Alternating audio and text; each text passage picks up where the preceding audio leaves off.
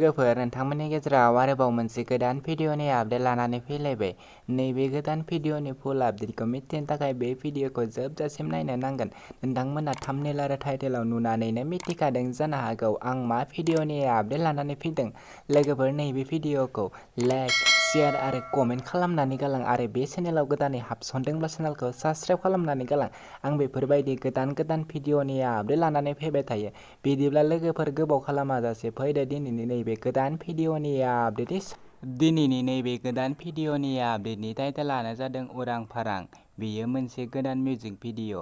दासिमहालागै फुल नायाखै अब्ला बे भिडिअनि जोबनायाव नायनानै लानो हागोन। आं बिथांमोननि इउटुब चेनेलखौ स्क्रिनाव बुंनानै होगोन। लोगोफोर नैबे भिडिअनि स्टार्टिंफोरानो जादों बोहैथि आरो खोमदोन, जायखौ एक्सट्रा इउटुबार होननानै मिथिखायो। नोंथांमोना बयबो नायखायो बिथांनि भिडिअखौ आरो बयबो सिनायखायो जानो हागौ। लोगोफोर बे भिडिअनि मेथाइखौ रोजाबदों संगिता स्वर्गियारि, बिरन्जय हाज'वारि। बे भिडिअखौ अलरेडि फुल आपल'ड खालामनानै होखाबाय।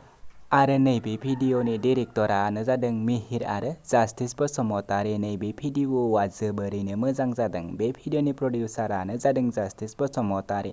दासिमहालागै नायाखै अब्ला बिथांमोननि जेबि फिल्म प्रडाक्शन इउटुब चेनेलाव थांनानै बे गोदान मिउजिक भिडिअखौ नायनानै लाहैदो आरो दासिमबो साबस्क्राइब खालामाखै अब्ला बिथांमोननि इउटुब चेनेलखौ साबस्क्राइब खालामनानै होदो। बिथांमोना बेफोरबायदिनो गोदान भिडिअ लानानै फैबाय थायो।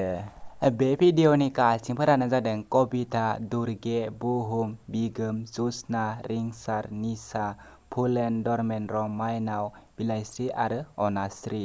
आरो आं बिथांमोननि बे भिडिअनि लिंकखौ डेस्क्रिप्शनावबो होनानै दोनदों। नोंथांमोना डेस्क्रिप्शनाव थांनानैबो बे गोदान भिडिअखौ नायहैनो हागोन।